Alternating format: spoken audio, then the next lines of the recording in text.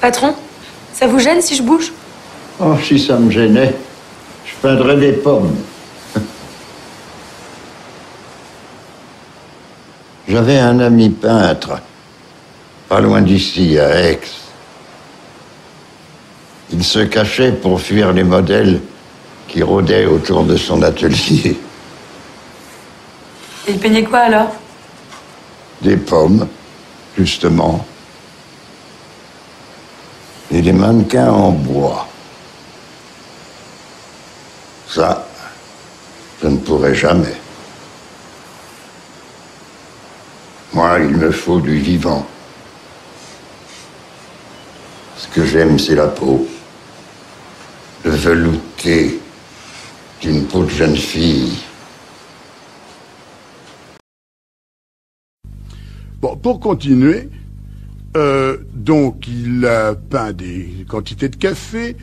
Oh, à propos de peindre des murs, il faut que je vous raconte une chose que vous ne savez peut-être pas, qui est assez intéressante. C'est un petit peu plus tard. Un jour, un monsieur qui l'aimait bien, un architecte qui construisait des maisons et qui s'intéressait beaucoup à lui, qu'il trouvait jeune, énergique, il n'aimait pas beaucoup sa peinture, mais enfin il trouvait qu'il était jeune, énergique et rapide et que ça coûtait pas cher. Et est venu le trouver, il lui a dit, je construis un théâtre, si vous voulez, vous allez le décorer. Et c'était les Folies Bergères. Et mon père n'a pas pu parce qu'il n'avait pas l'argent pour acheter les échafaudages. Et les pinceaux et toute la couleur. C'est assez dommage, parce que je pense que ce serait pas désagréable d'avoir un théâtre décoré par Renoir aujourd'hui. Maintenant, nous ne l'aurions peut-être pas, parce que depuis, on aurait fait faire une autre décoration. Portrait de sa mère, 1857. Renoir a montré très jeune une vivacité exceptionnelle pour voir et observer. Les blancs, bien qu'en pleine pâte, ont été exécutés avec souplesse et ont une transparence et une fluidité que nous retrouvons dans la robe de la grande Lise en 1867. Importance du regard aigu à l'éclat sombre. Jeune, 16 ans, Renoir peint une femme vieillissante. À mesure que les années lui viennent, il passera vers des modèles toujours plus jeunes, aux formes toujours plus plantureuses. Romaine Lacot, 1864.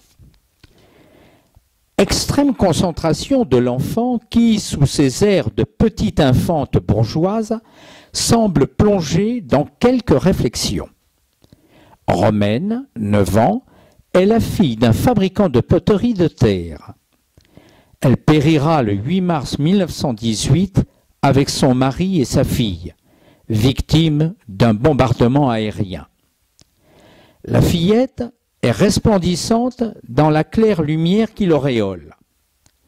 Elle fixe le spectateur avec intensité et franchise, yeux vifs, regard direct. Robe de mousseline de soie serrée à la taille par une ceinture. Blouse légèrement de travers. Doigts à peine noués posés sur un coussin de fleurs. Pose pleine de simplicité. Harmonie entre la toilette, le visage et le fond. Le gris, aux modulations atténuées de la robe, évoque une infante de Vélasquez. Modelé délicat du visage, construction spatiale imprécise, ce qui semble un bouquet de fleurs derrière la fillette hésite entre la chaise et le papier peint à motif qui se prolonge derrière la draperie blanche. Il parvient à rendre le sous-vêtement blanc sous la blouse de Romaine.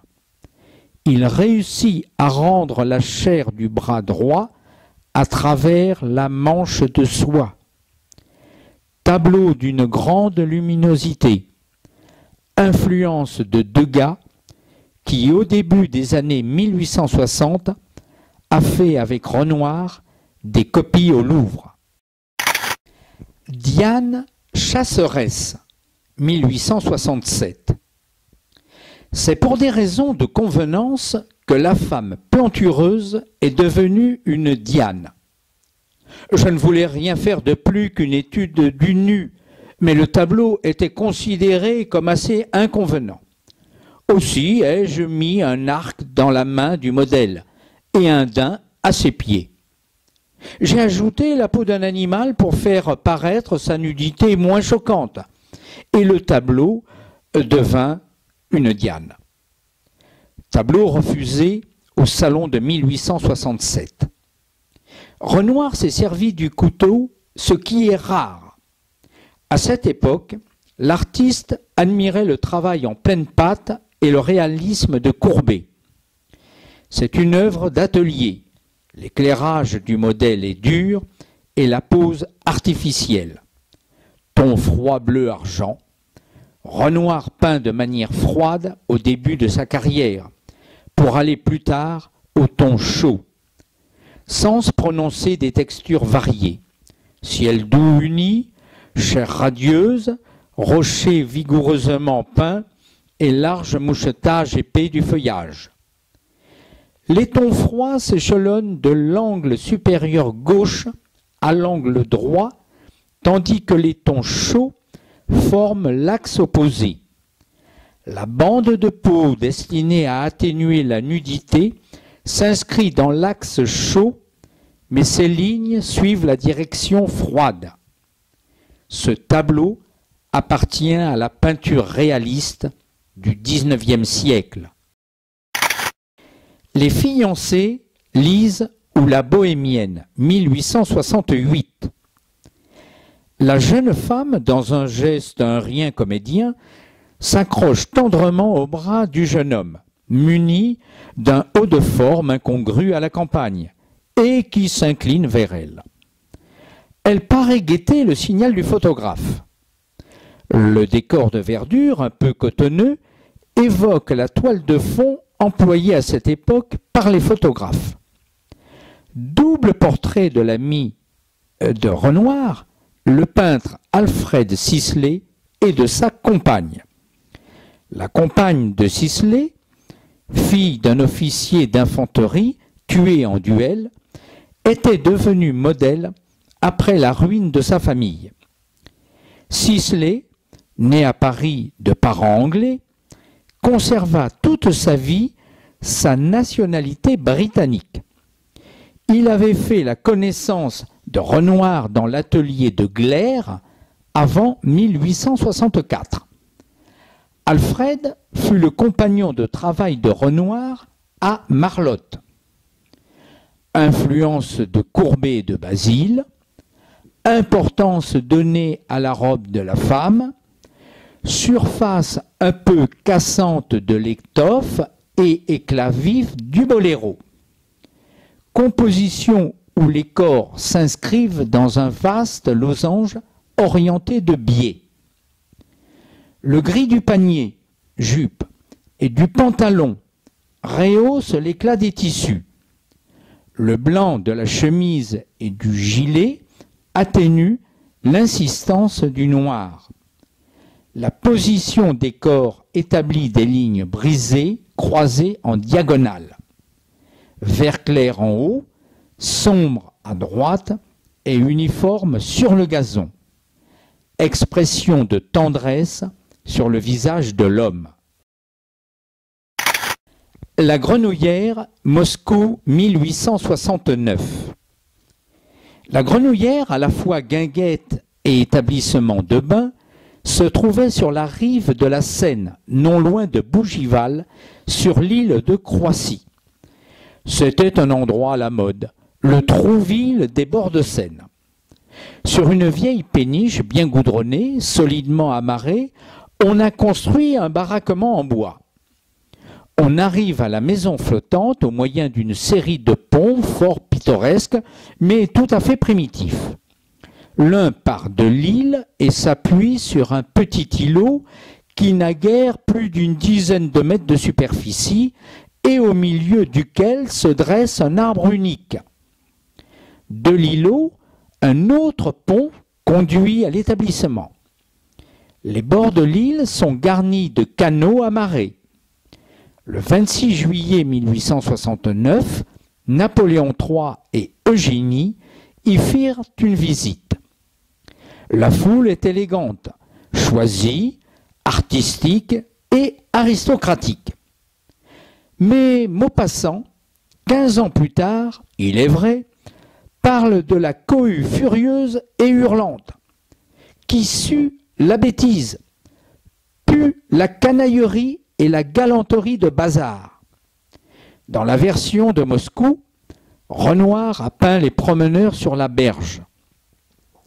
L'invention conjointe par Monet et Renoir d'un style sténographique de pinceau pour prendre les effets du soleil sur l'eau inaugure le langage pictural de l'impressionnisme classique. La toile de Moscou montre la rive telle qu'elle se présente à l'arrivée. Des couples vêtus à la dernière mode de l'été sont à l'ombre des sols pleureurs. En bas à droite, la forme indistincte d'un serveur sur le pont, portant un plateau. Les femmes dans l'eau portent le bonnet blanc et le costume noir réglementaire. Une voile blanche à l'arrière-plan. Les femmes sont vêtues de belles robes et portent des ombrelles.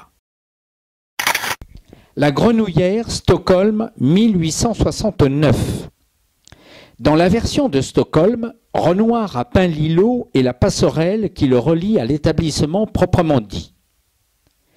Renoir adopte un point plus rapproché dans la version de Stockholm pour donner une plus grande profondeur de champ aux figures. Il note rapidement à droite la silhouette de la jeune femme qui se dirige vers l'établissement principal. À gauche, les baigneurs sont confondus avec les mouvements de l'eau. On a l'impression d'un décor sans profondeur où le plan d'eau et la végétation du fond qui suggèrent la berge de la rive opposée sont traités de manière presque continue. Renoir a placé son chevalet légèrement en hauteur et présente l'îlot central surnommé le camembert ou le pot de fleurs. Renoir décrit les costumes des visiteurs du pot de fleurs, leurs attitudes, le chien blanc endormi, la parisienne élégante sur la passerelle, une ombrelle à la main. Renoir évite les symétries. La touche est légère et duvetteuse. La composition harmonieuse au ton franc. Parisienne habillée en algérienne. Intérieur de harem à Montmartre, 1872. Libre transposition des femmes d'Alger de Delacroix du musée du Louvre. De ce tableau, il a dit « Quand on a fait cela, on peut dormir tranquille ». C'est une des dernières œuvres pour laquelle a posé Lise Tréhaut avant sa rupture avec Renoir et son mariage avec l'architecte Georges Brière de Lille. Tout en jouant des effets que lui offre la peinture des mousselines et tapis, Renoir paraît vouloir restreindre les accents de sa palette. Les chairs sont peu colorées et les tons beiges du fond et du sol atténuent l'éclat de l'ensemble. Composition organisée suivant la diagonale. En s'inspirant de l'orientalisme de Delacroix, Renoir semblait résister aux courants plus modernes venus du Japon. Signac, qui aimait peu ce tableau, car il manquait selon lui d'équilibre et de rigueur, a cependant écrit « Tout le charme un peu nerveux des femmes de Renoir se manifeste déjà. On sent qu'il aime les fesses, les tétons et les chairs qui apparaissent à travers. » Madame Monet sur un divan, 1872. Renoir séjournait fréquemment chez Monet à Argenteuil. Un jour, Manet, qui les avait rejoints, travaillait à un portrait de Madame Monet. Renoir avait aussi dressé son chevalet. Manet prit Monet à part et lui dit « Vous qui êtes très bien avec Renoir, vous devriez lui conseiller de prendre un autre métier. La peinture, ce n'est pas son affaire. » Renoir admirait Manet pour son élégante clarté et son rejet de l'ombre.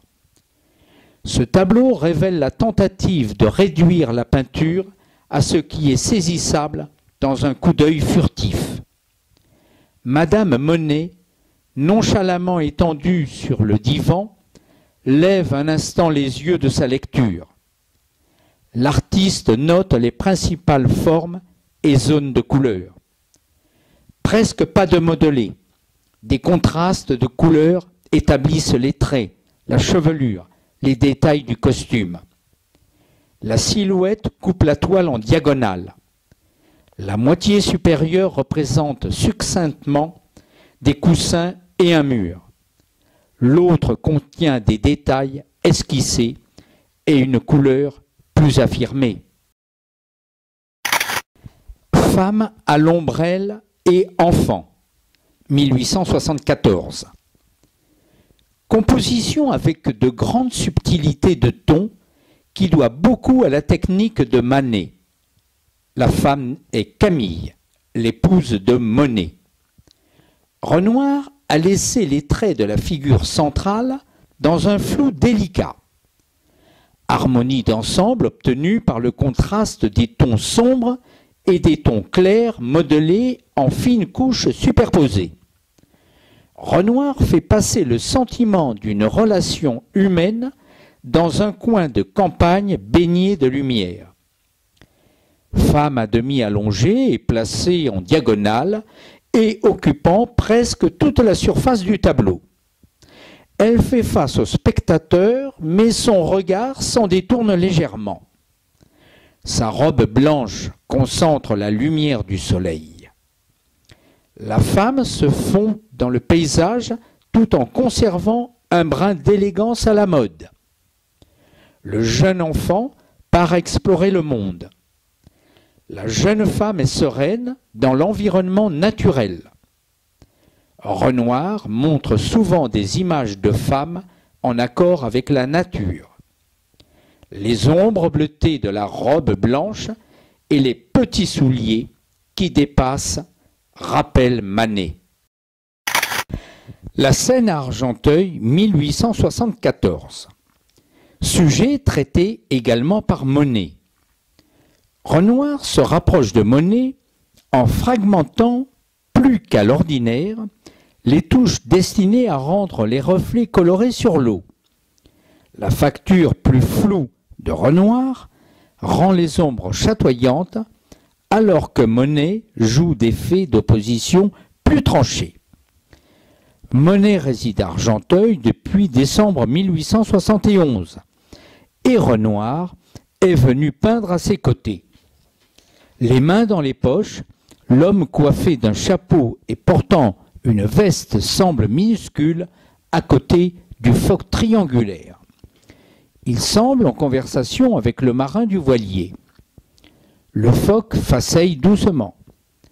À droite, un deuxième bateau, les voiles ferlées.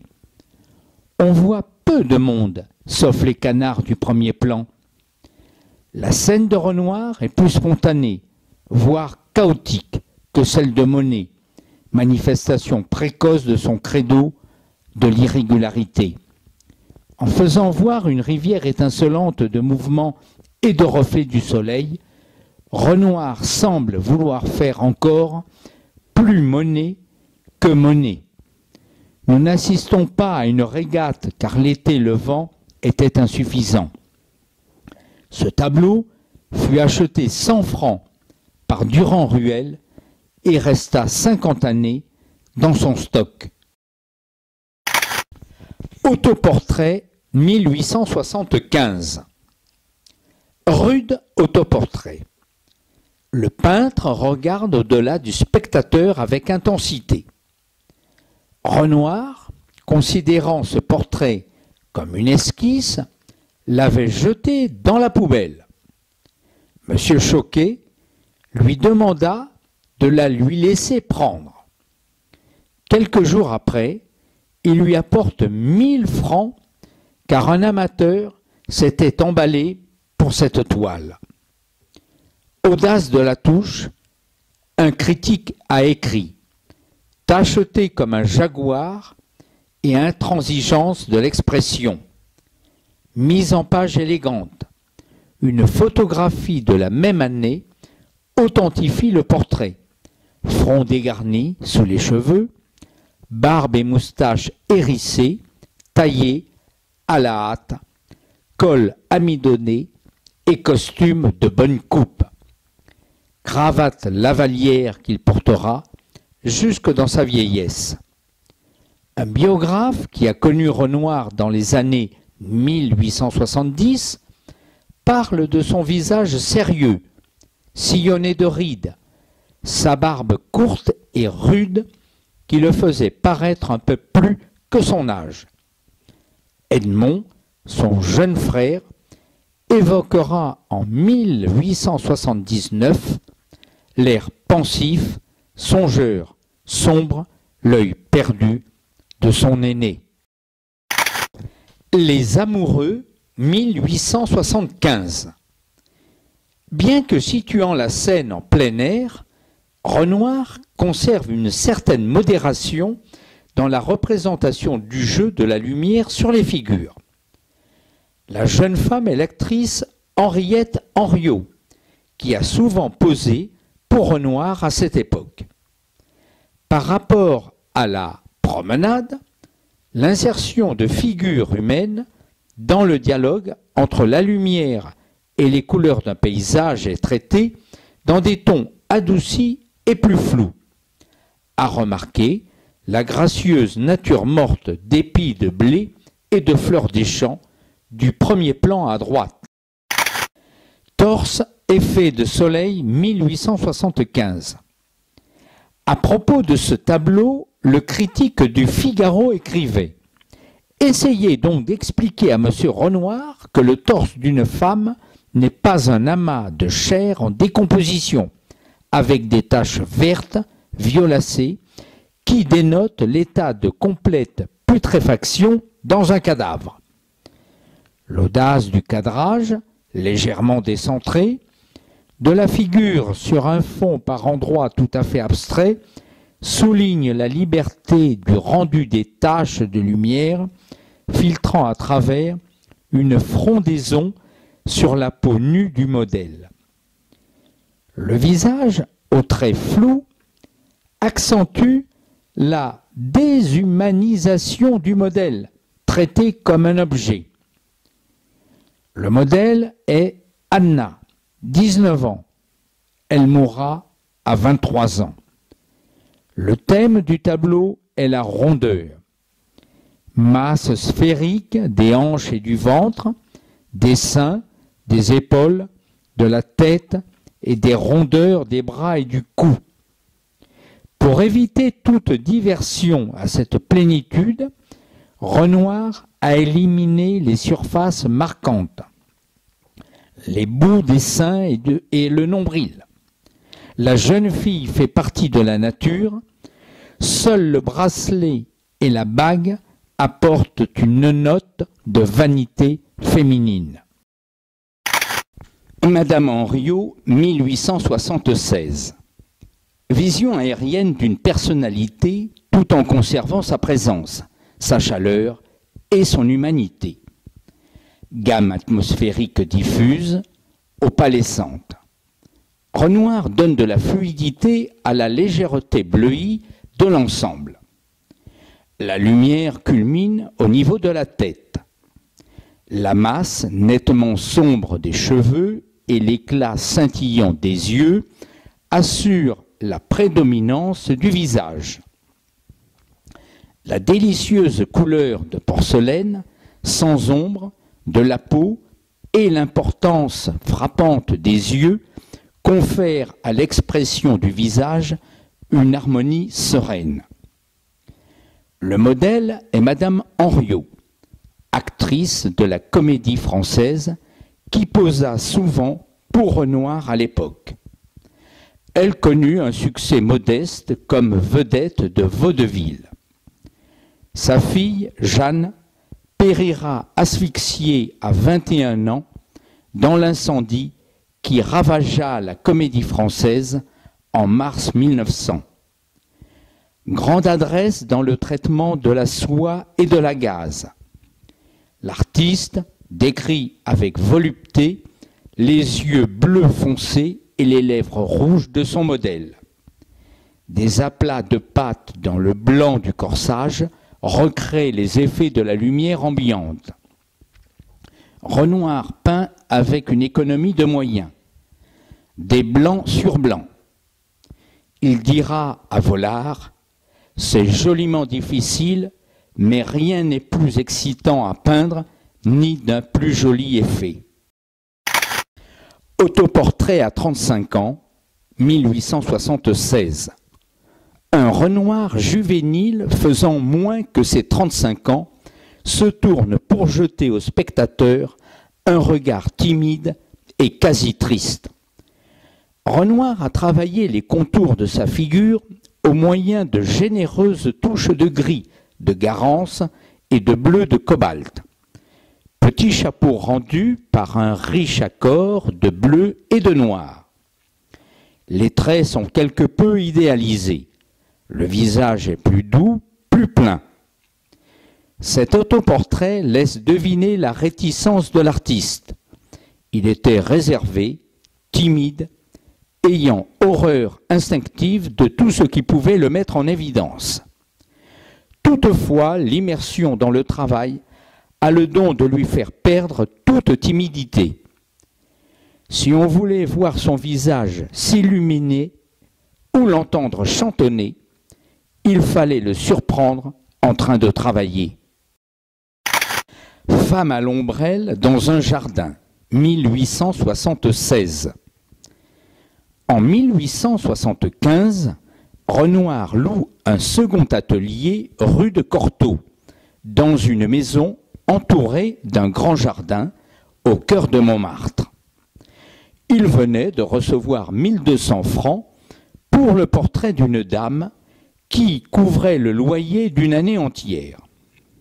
Le grand jardin ressemblait à un beau parc abandonné. La profusion de roses, de pavots et d'iris envahit le jardin et divise la composition en deux secteurs selon une diagonale fléchie vers la droite. Au premier rang, un écran de fleurs vibrant d'énergie. Une élégante parisienne s'abrite sous une ombrelle blanche. À ses côtés, un homme coiffé d'un chapeau de paille se penche sur ses plantations. L'espace du jardin est construit avec soin. À droite, des massifs de fleurs, au centre et à gauche, une pelouse et des haies touffues à l'arrière-plan. On n'aperçoit que de petites plages de ciel, mais la lumière baigne toute la toile. Portrait de Victor Choquet, 1876. Obscur employé des douanes, Victor Choquet était un amateur passionné de l'art d'avant-garde. Assailli de problèmes financiers, Renoir avait douloureusement besoin d'un amateur. Tonalité délicate, lumineuse et légèreté de la touche caractérisent ce portrait parfaitement détendu. Cézanne aussi a peint Choquet, mais sa facture est plus rude et il se préoccupe de la structure des os sous la chair. Renoir veut exprimer le rayonnement spirituel de l'homme. L'amour du naturel de Renoir se voit dans le rendu spontané, presque négligé, de la chemise et de la chevelure. Exécution libre et délicate des doigts. Choquet constitua une éblouissante collection des œuvres des impressionnistes avant qu'ils fussent appréciés du grand public. Dans les bois, 1877. Dans ce sous-bois, le soleil filtre à travers les feuilles et crée sur le sol des taches d'ombre et de lumière. Pas de figure humaine. Écheveaux de couleur mouchetée déposés en petits points pour représenter les feuilles. À part les grands troncs d'arbres à droite, rien ne suggère d'objet tangible dans la nature. La toile danse de milliers de touches de pigments désincarnés. Côté droit, composé de tons vert et bleu sombre. Pigments rouges dans le bas, éclat doré dans l'angle supérieur gauche. Ces tons dominants se fondent au centre de la toile pour créer une brume pastel et la route disparaît en s'enfonçant dans les bois. Sensation d'espace, car le regard, attiré par la route, essaie de suivre le sentier vers la source de lumière qui enveloppe le tout. Seul Monet ira plus loin dans la dissolution des formes dans les paysages de son jardin de Giverny. Jeune fille endormie, jeune fille au chat, 1880. Ce qui frappe avant tout est le bleu vif de la robe de cette jeune femme, rendu plus intense encore par le rouge du fauteuil sur lequel le modèle est assis, isolé dans un espace indéterminé.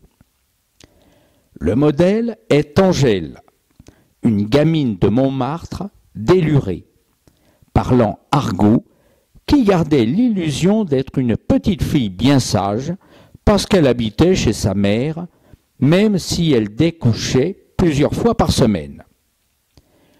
On est surpris par le chapeau incongru qui coiffe la dormeuse et les bas rayés de paysanne qui jurent avec le fauteuil crapaud très bourgeois. Les amis de Renoir avaient sollicité par l'intermédiaire de Cézanne un article de Zola qui publia un texte sans passion pour ce tableau d'inspiration pourtant naturaliste. Mosquée, la fête arabe, 1881. La fête arabe est le seul tableau que Renoir a rapporté d'Algérie qui représente une scène de la vie locale, au lieu de paysages ou de personnages. Le point de vue élevé d'où le regard plonge est un cliché de la composition picturale impressionniste. L'attention de la foule est attirée par un groupe d'acteurs ambulants. Les acteurs se trouvent au centre de la composition et le spectateur du tableau est si éloigné que le sujet principal devient les rangs tourbillonnants de l'auditoire, une mer de couleurs éblouissantes dans laquelle se noie le spectacle. Renoir considérait qu'en Algérie, la lumière du soleil transformait les mendiants les plus humbles en êtres de légende. En Algérie, j'ai découvert le blanc. Tout est blanc. Les burnous, les murs, les minarets, la route. Renoir dira plus tard, lorsque je livrais cette toile à Durand-Ruel, elle avait l'air d'un tas de plâtras. Durand-Ruel me fit confiance et quelques années après, le travail de la couleur s'étant fait, le sujet sortit de la toile tel que je l'avais conçu. Tôt dans sa carrière, Renoir avait songé à compenser ce qu'il craignait le plus en peinture, la modification que subissent les couleurs à l'huile. Imagerie orientaliste s'inspirant des tableaux d'Eugène Delacroix des années 1830 et 1840. Le spectacle se déroule parmi les ruines des remparts situés derrière la ville d'Alger. Renoir emprunte à la palette brillante de Delacroix, opposant des rouges et des blancs intenses au bleu de la Méditerranée. Prédominance de petites touches de couleurs vives. Beignot baigneuse blonde, 1881. Renoir disait à ses amis qu'il avait peint cette baigneuse sur un bateau, dans la baie de Naples, en plein soleil. Renoir a voyagé en Italie durant l'automne et l'hiver de 1881. Le modèle est Aline Charigot, qui a commencé à poser pour Renoir en 1880 et qui a 22 ans lorsqu'elle pose pour ce tableau. Renoir avait été impressionné par les fresques de Raphaël à la Farnesine, à Rome. Le modèle se détache nettement du fond. Le modelé de la figure est toujours obtenu au moyen de la couleur. Blancheur éblouissante des chairs éclairées par le soleil, nette de forme et de contours. Présence physique puissante. Les contours ne sont ni durs ni linéaires, mais les formes sont clairement délimitées par leur contraste avec les tons plus froids et plus sombres sur lesquels elles se détachent. La femme, tournée sur le côté, regarde au-delà de nous, prenant ses distances par rapport au spectateur. La diagonale formée par son bras droit donne à la figure une forme pyramidale, simple, qui confère à l'ensemble un aspect monumental. Les fresques de Raphaël ont contribué à l'évolution de Renoir vers une conception plus classique de l'art fondé sur la primauté de la forme humaine libérée de la contingence des détails. Renoir et Aline ont dit qu'ils avaient visité l'Italie après leur mariage, car ils avaient caché à leur famille qu'ils ne s'étaient mariés qu'en 1890. Venise brouillard, 1881. Dans cette vue du Grand Canal, Renoir joue habilement sur les effets chromatiques entre ciel et eau dans la brume de la lagune. Il anticipe sur l'allure fantasmagorique de la Venise que peindra Monet en 1908. Rocher à l'Estaque, 1882. Renoir a séjourné à l'Estaque à son retour d'Italie pendant l'hiver 1882. Une lettre du 23 janvier 1882 précise qu'il a rencontré Paul Cézanne et qu'ils ont l'intention de travailler ensemble. Cézanne s'intéresse à la structure visuelle inspirée par des formes géométriques et Renoir à l'impact visuel de la toile achevée. Large gamme de tonalités, mais les couleurs vives des tableaux d'Algérie ou de Venise ont disparu. Il supprime presque tous les rouges au profit d'une palette discrète de bleu, de vert et de brun. Le ciel d'un bleu limpide ne garde rien de la mouvance des paysages des environs de Paris ou de la côte normande. La géométrie de la composition a été étouffée par les couleurs.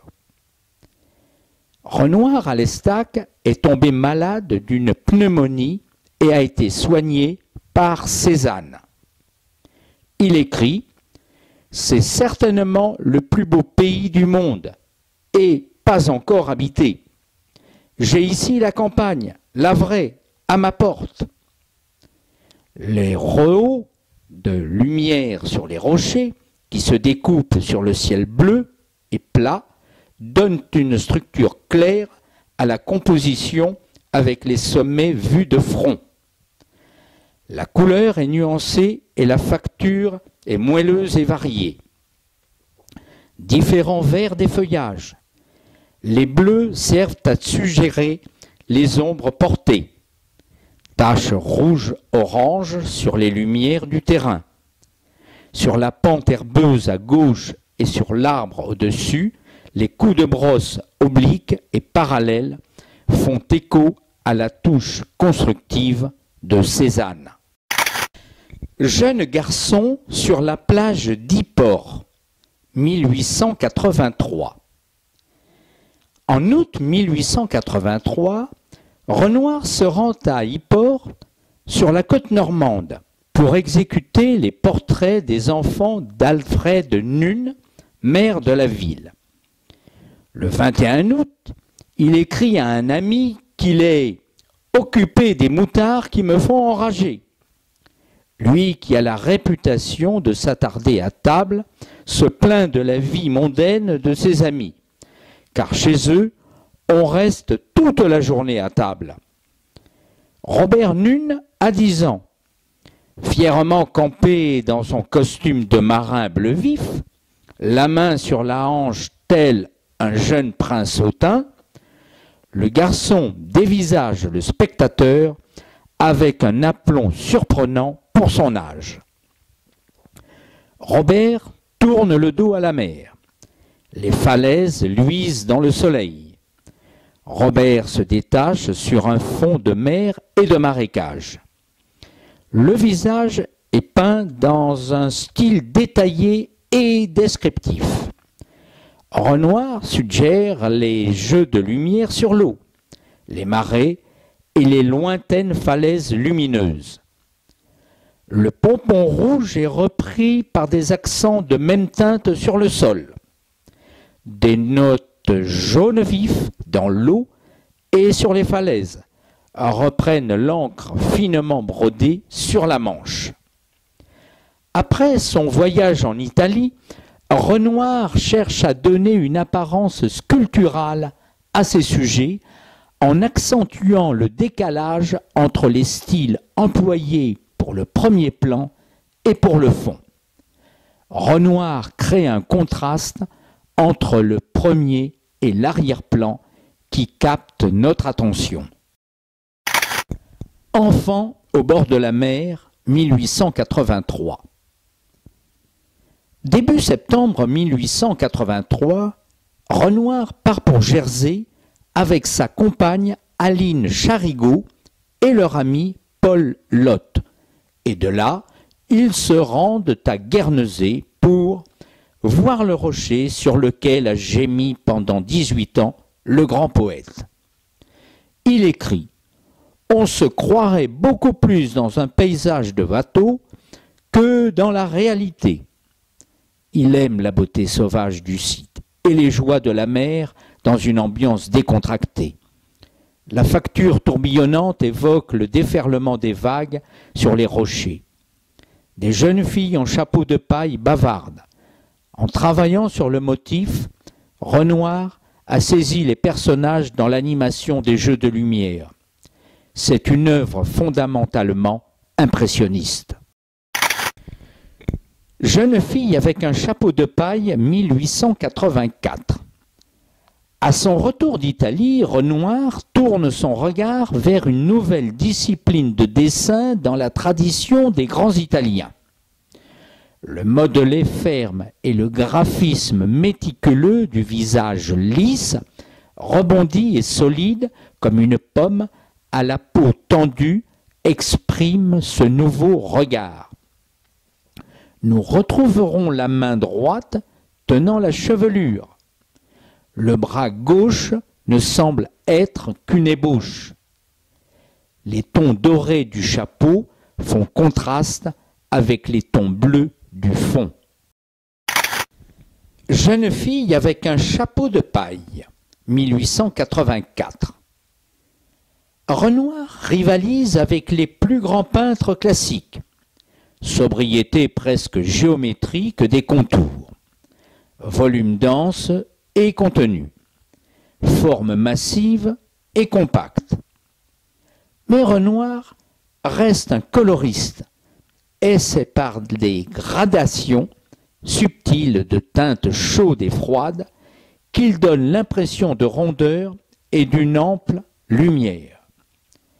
Opposition des jaunes satinés et des bleus intenses.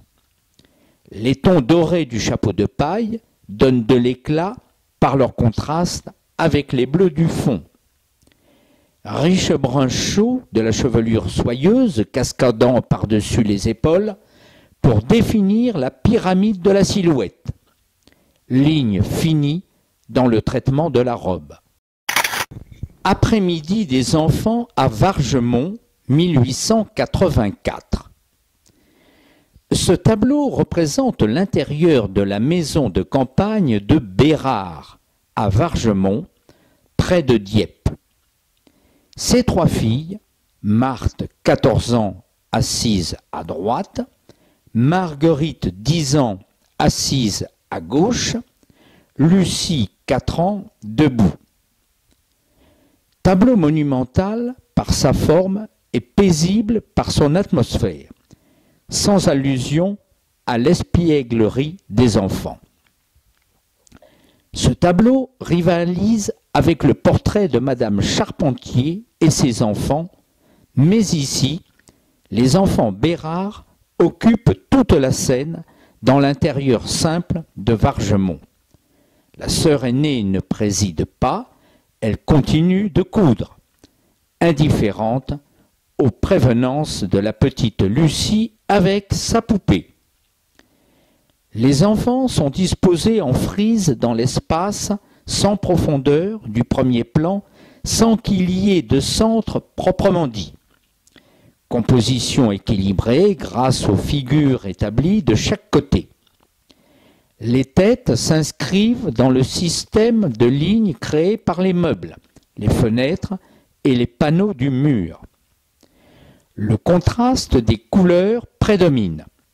Moitié gauche froide et bleue aux formes dépouillées, scandées par des rayures et ponctuées seulement par le visage et les cheveux dorés de Marguerite. Côté droit, fait de tons chauds, rehaussé seulement par quelques accents bleus tranchés. Abandon du clair-obscur. L'éclairage clair et diffus ne donne lieu qu'à peu de modelés colorés. Tonalité d'ensemble claire et uniforme. Accent bleu foncé des chaussures et de la coupe de fleurs. Les formes se détachent nettement les unes des autres, surtout dans le profil de Marthe, qui se découpe sur les fleurs.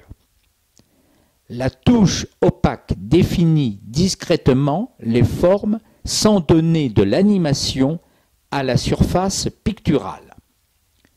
Seulement mouvement diagonal des touches dans la partie d'herbe vue à travers la fenêtre. Les visages stylisés des deux fillettes de droite ressemblent à celui de la poupée. En peignant des visages simplifiés, Renoir s'éloignait de l'individuel pour aller vers le type. Renoir peignit peu de portraits entre 1885 et 1890. La précision de toutes les parties et la blondeur de l'ensemble du tableau paraissent proches des fresques italiennes du XVe siècle. Ont aussi pu jouer un rôle le souvenir diffus des peintures murales de Pompéi et les deux fresques de Botticelli acquises par le Louvre en 1882. Un critique a parlé d'une lumière qui n'éblouit pas, qui n'échauffe pas, qui n'abat pas, qui permet de se passer de l'ombre. La hiérarchie traditionnelle entre sujet et décor a disparu. Renoir traite le profil de Marthe sans plus d'emphase que la jardinière de porcelaine ou les rideaux fleuris. Chaque élément a le même poids, les accessoires comme les figures. Aline Charigot, Madame Renoir, 1885. Portrait peint en mars 1885, après la naissance de Pierre, leur premier fils. La vue frontale accentue les formes robustes d'Aline. Les courbes simples de ses joues et de sa mâchoire se répètent dans les épaules et les bras. Elle est présentée comme une fille de la campagne, au lieu d'être vêtue avec élégance comme dans le Déjeuner des canotiers. À l'automne 1885, Renoir s'est rendu pour la première fois à Essoy, village du sud de la Champagne, où Aline était née et où elle se sentait chez elle.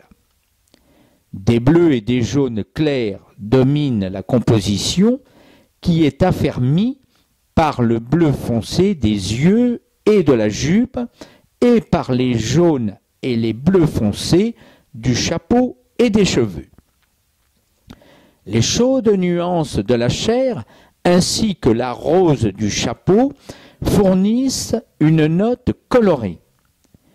Dans le fond, les bleus dominent les jaunes. Dans la jaquette, ce sont les jaunes qui dominent les bleus, mais les couleurs restent distinctes. Les bleus de la jaquette en suggèrent le modelé par touches groupées à peu près parallèles. Les contours sont nets, mais soulignés d'un trait seulement là où il est nécessaire de séparer deux zones de couleurs très semblables. Autrement, les formes sont surtout suggérées par des variations de couleurs. Renoir a épousé Aline Charigot en 1890. Il a conservé ce portrait jusqu'à sa mort. Aline, fille de boulanger, est née le 23 mai 1859, 18 ans de moins que Renoir, à Essoy, village de moins de 1500 habitants en Champagne. En 1865, son père, Claude, abandonne sa femme et sa fille pour aller vivre aux États-Unis, où il deviendra cultivateur. Aline et sa mère, Thérèse, s'établissent à Paris. Aline apprend le métier de sa mère, qui était couturière. Aline commence à poser pour Renoir dans le Déjeuner des canotiers. Devenue sa maîtresse, elle l'accompagne à Naples et à Capri à la fin de 1881, voyage dont elle parlera toujours comme de son voyage de noces. Elle pose en resplendissante baigneuse blonde et est la partenaire de l'hôte dans Danse à la campagne. Ici, traitement délicat du visage et du cou, conférant à ce dernier une texture de porcelaine. Ce portrait, légèrement décentré, cheveux ébouriffés, rend discrètement hommage aux irrégularistes dont les principes ont occupé Renoir, qui écrivit « Les yeux du plus beau visage seront toujours légèrement dissemblables.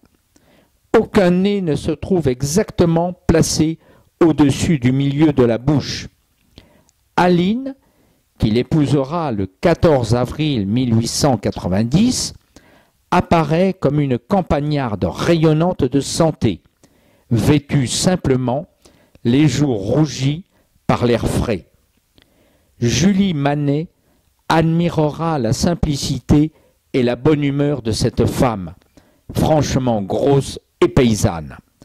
Elle mourra le 27 juin 1915 à l'âge de 56 ans. Baigneuse dite La Coiffure, 1885. Dessin de ce nu incisif et contour cerné. Cette œuvre marque le rejet par Renoir de la technologie impressionniste qui noyait les figures dans l'atmosphère ambiante.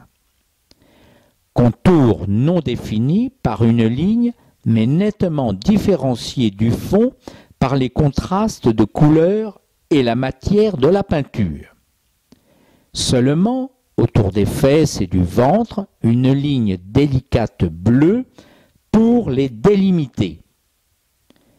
Fortement éclairée de front la peau du modèle, offre des plans simples, peints en aplats denses, avec seulement de faibles modulations suggérant le jeu de la lumière sur la forme. Les couleurs du paysage sont plus riches, mais la simplicité du coloris du modèle, avec ses cheveux bruns tombant sur la peau claire, l'isole des nuances kaléidoscopiques qui l'environnent. L'éclairage très généralisé de la figure et l'illisibilité de l'espace suggèrent que ce tableau a été composé en atelier. À cette époque, Renoir était fasciné par la ligne nettement dessinée et par l'œuvre d'Ingres. La tonalité claire, assez crayeuse du tableau, évoque l'intérêt que Renoir portait aux effets propres à la fresque. On peut aussi comparer ce tableau à une peinture sur porcelaine. L'enfant au sein, maternité, 1886. Pierre, le premier fils de Renoir, naquit en mars 1885. Au cours de l'été, Renoir commença à peindre à Lynn, allaitant son bébé. Cette composition baigne familiarité et éternité. Le geste du bébé tenant son pied lui donne un air de spontanéité. Mais la simplicité de la structure pyramidale est monumentale. Les traits d'Aline ont été simplifiés et ont pris un caractère général et elle est présentée comme un type. Elle est montrée en vêtements campagnards, placée devant un arrière-plan typiquement rural. Elle est la figure de la maternité campagnarde. Renoir admirait la Vierge à la chaise de Raphaël au palais Pitti à Florence. La peinture la plus libre, la plus solide, la plus merveilleusement simple et vivante qu'il soit possible d'imaginer. Des bras, des jambes, avec de la chair vraie, et quelle touchante expression de tendresse maternelle. Sur le fond lisse et blanc de la toile, une grande partie du fond est brossée librement avec une matière diluée qui permet au fond blanc de prêter sa luminosité aux nuances multicolores de l'herbe, de l'arbre, de la maison et des autres arbres lointains. À l'inverse, les formes principales peintes dans une matière opaque sont clairement définies. Les bords de la chaise sont soigneusement tracés avec un pinceau fin. Les contours du groupe entier sont nettement établis par le contraste avec le fond. La chair est traitée de manière uniforme, avec des nuances de couleurs délicates pour suggérer le modelé. Des touches précises indiquent les plis des vêtements d'Aline. De doux rouge orangé suggèrent le modelé de sa jupe bleue. Les couleurs dominantes du chapeau, de la jaquette et de la jupe se détachent nettement par contraste avec le chatoiement des couleurs du fond. La clarté de la structure colorée, la précision des contours et la simplicité de l'agencement des formes poussent le groupe des figures en avant du paysage sur lequel elles se détachent et qui sert de toile de fond. Dans les baigneuses, les touches de peinture sont opaques d'un bout à l'autre de la toile, à la différence de la transparence d'une grande partie de l'enfant au sein. La jeune mère nous regarde directement pour partager avec nous les joies de la maternité. Enfant portant des fleurs, 1888. En 1888, Renoir cherche à sortir de l'impasse technique dans laquelle il se trouvait en tentant de réconcilier le dessin et la couleur, la définition précise de la forme et la liberté du pinceau. Ce tableau marque le retour à une manière plus impressionniste par contraste avec la structure rigide des formes du milieu des années 1880. Le paysage de l'arrière-plan est organisé en zones distinctes ayant chacune une couleur dominante. La figure, bien que traitée librement, se distingue nettement du fond. Les taches de couleur n'envahissent pas la figure. Elles tournent autour de la robe en relevant les accents puissants de rouge et d'or. L'analogie entre la beauté des jeunes filles et celle des fleurs est devenue un thème capital des peintures de Renoir. Les laveuses, 1888. Cette toile a été peinte à Essois. Je suis en train de paysager en Champagne pour fuir les modèles coûteux. Je redeviens de plus en plus campagnard. Il passa environ 3 mois à Essois, le village natal d'Aline Charigot. Les femmes agenouillées sont traitées dans des rythmes souples et aisés, tandis que la femme debout se tourne pour accueillir gentiment l'enfant qui observe. Pierre, le fils de Renoir, né en mars 1885.